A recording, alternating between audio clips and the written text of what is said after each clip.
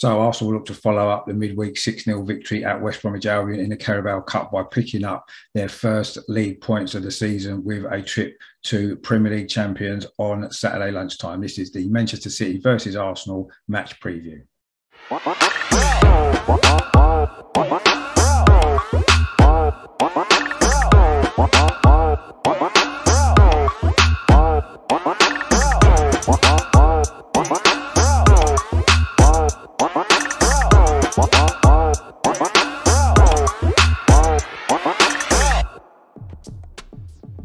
Hello, my name is Richard. Welcome back to my channel over and over and over again, the Arsenal podcast. In this video, I'm going to look ahead to tomorrow lunchtime's trip here to the Etihad Stadium to face champions Manchester City. Just before I get into that, I want to make sure that you are subscribing to my channel. If you do enjoy what I do, please click on the subscribe button. It is free of charge. It does help the channel to reach a larger audience. If you enjoy this video, please give it a like as well. Please share the content around. And if you've got any comments at all to make about the match tomorrow, you think we've got any chance of getting a result, please drop them in the comments box below, as I do love to hear from you guys as well.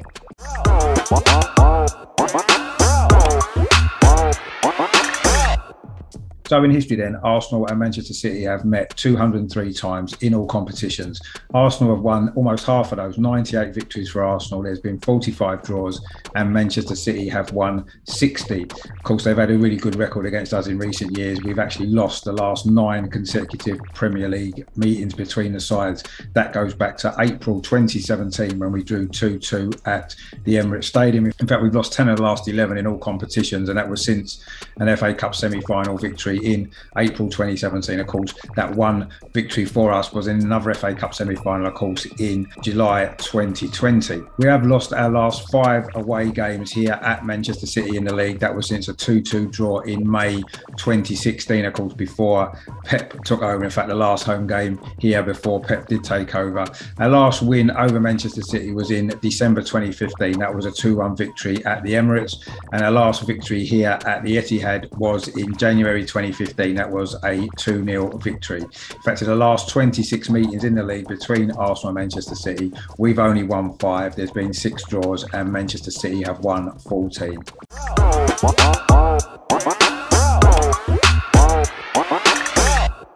So in current form, Manchester City aren't enjoying the best run of recent form. Actually, going back into the end of last season, they've actually lost 3 of their last 6 league games. And in fact, they've lost 5 of their last 8 matches in all competitions. That, of course, included the Champions League final, the Community Shield, and also an opening day Premier League defeat away at Tottenham. Although here at the Etihad, they have won their last 2 matches, both by a 5-0 scoreline. That was against Everton at the end of last season and, of course, Norwich here last weekend. Of course, for us, we haven't had the best start to the season. We lost our opening 2 Premier League games without scoring. But of course, we did enjoy a really good victory at West Bromwich Albion in the League Cup in midweek, scoring 6 goals. So maybe that might give us a bit of a lift coming into this very difficult game and what has been, as we said, a traditionally tough fixture for Arsenal in recent years.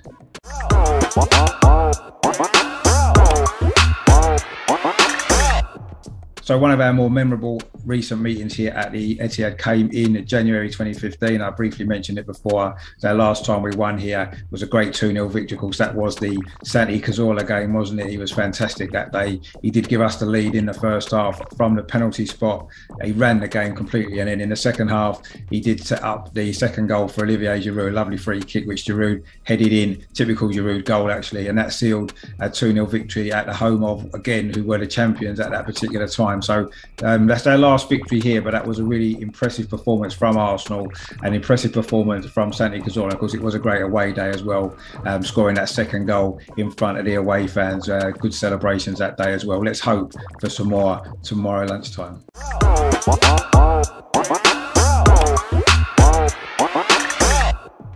So over the years, there's been plenty of players who have played for both Manchester City and Arsenal. I thought I would feature one of those in this video today, and that one is Tommy Caton. Tommy was born in October 1962 in Kirby in Lancashire, and he captained England schoolboys before joining Manchester City's youth academy in 1978. He did play in the FA Youth Cup finals of 1979 and 1980, both of which City lost. He made his debut for the first team in August 1979, at the age of just 16, and he became a regular in the side over the next 2 or 3 years. He played in the 1981 FA Cup final against Tottenham, and in the replay as well. Again, another defeat in a final for Tommy Caton. During his time at City, he did score twice against Arsenal in December 1982, and maybe that was one of the reasons why Arsenal ended up buying him a year later. December 1983, he joined Arsenal for £500,000, made his debut in a home defeat against West Bromwich Albion. A difficult time for Arsenal, of course. Manager Terry Neal was sacked just a couple of weeks later. He did play regularly for a couple of years before losing his place in 1985 to Martin Keown and the emergence of Tony Adams as well. And he did end up leaving Arsenal for Oxford in February 1987. He hadn't played for virtually a year. He stayed at Oxford for a couple of years, played 53 times for them, scored 3 goals before finishing his career at Charlton, where he played 57 games and scored 5 times. He retired in 1993 and then sadly died of a heart attack in April 1993, age just 30. So that was the life and career of a player who played for both Manchester City and Arsenal, Tommy Caton.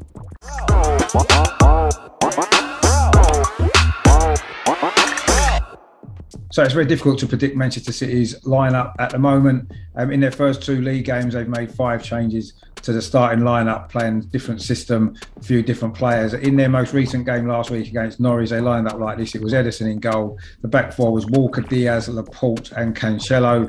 In midfield, it was Bernardo Silva, Rodri and Gundogan. And the front 3 was Jesus, Torres and Grealish. Again, there could be changes. The previous week, Ake had played in defence, Fernandinho had played as well, Raheem Sterling as well, so Mahrez too. So they've got a lot of options, haven't they, Manchester City? So it's difficult to know exactly what Pep's going to be thinking, but I wouldn't imagine they're going to make too many changes from last week. Of course, for us, we've still got a few injury problems and a few illness issues as well. So again, it's almost going to be the best 11 from what we've got available. I think that this is how we're going to line up. I think Leno will be back in goal, although Ramsdale won't be far off a Premier League debut, I'm sure, following his great performance at West Brom. I think with right back, Bellerin is available again. Will he come straight back into the side, or will he stick with Chambers, who played the other night? I think actually it might end up being Cedric again, actually.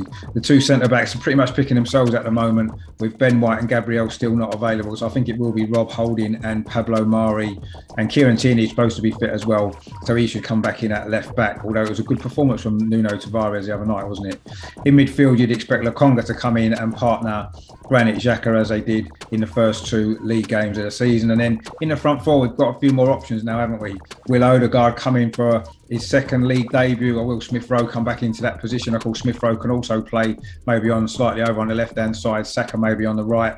Saka, of course, can play on the left as well. He had a great game the other night. He's recovered from his knee injury as well. Of course, there's Pepe as well, who played well the other night, scored and got an assist as well. And through the middle, of course, it's bound to be Aubameyang following his hat-trick.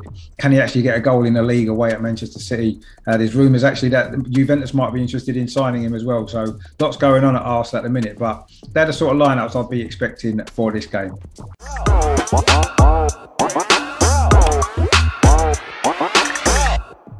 Well, I mean, it's going to be a very tough game for Arsenal, isn't it? I say we've lost our last 9 in a row in the league against Manchester City since Pep came in, and you can't really see any other result, if we're totally honest. I'm sure we'll all have a lift from the performance the other night, although it was a very weak and poor West Bromwich Albion side, and this is going to be a lot different, is it? In recent years, it seems as though Manchester City get the game against us 1 early, score 1 or 2 goals in the first half, and then shut up shop. I wouldn't be surprised if they start quickly here. I think we need to hit the ground running in this game. If we can somehow get an early goal, get in front, who knows?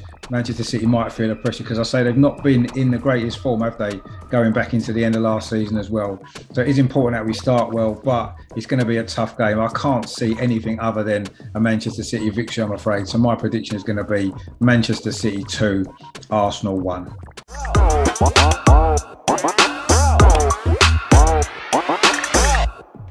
It's not the easiest to start for us, is it, to the season, playing Chelsea and Manchester City in consecutive games. They could well be first and second in the table come the end of the season. So it has been a tough start. We've had a few issues as well off the pitch with injuries and illnesses and a few other bits and pieces as well. Loads of transfer stuff going on, and it seems as though the focus is everywhere else apart from on the results on the pitch. Hopefully Wednesday night's helped and we can at least come here in a little bit more confident mood, and hopefully we can turn in a good performance. I think that's more important necessarily than the result in this game.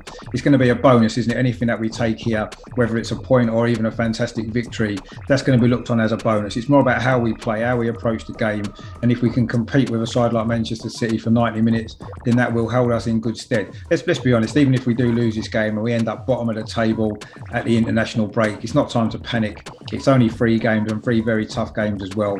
Just want to see a response in terms of the performance. If we can play some football like we did the other night against West Brom, even if we lose, we'd have to go away being reasonably satisfied, and we can see that maybe some changes are about to happen and a change of fortune as well. So it's more about the performance for me than the result, but obviously if we can get a result, that would be fantastic as well, wouldn't it? So that's my preview there of tomorrow at lunchtime's big game here at the Etihad against Manchester City, the Premier League champions. We know what it's going to be like. It's going to be tough, but you never know. We may well come out on top. If you do enjoy what I do on the channel, please think about subscribing. Please give this video a like if you've enjoyed it as well. Share the content around. Please drop your comments in the box below as well. What you're going to make of this game tomorrow. Do you think we can get a result? Do you think we can win? Wouldn't that be fantastic? Please let me know your thoughts in the box. I will try to respond to as many as possible. There's some good stuff coming up on the channel as well. I know there's an international break next week, so there maybe isn't games to look ahead to, but there'll be loads of other stuff coming up. I will be doing a watch along, of course, of this game tomorrow. We're going live maybe just before kickoff. It's going to be a bit of a rush for me, but I'm hoping to get going just before the kickoff, but stick with it because I will be here doing a watch along, so please stay tuned for that. I'll then be doing a review looking back on this game at some point early part of next week. So we'll be doing a few other new live shows next week as well, maybe getting a few new guests in. And of course the Arsenal women are playing as well, so I'll be looking to do some coverage of their games as well in the Champions League playoff 2-leg game that is against Slavia Prague. So stay tuned to the channel, loads coming up. If you haven't done so already, I say please subscribe, please like and share, drop your comments in the box. And in the meantime, as we head towards this very difficult game, but who knows, maybe we can come out with a good result, a good performance, and cheer us all up going into the international break. Come on, you Gunners! Come on!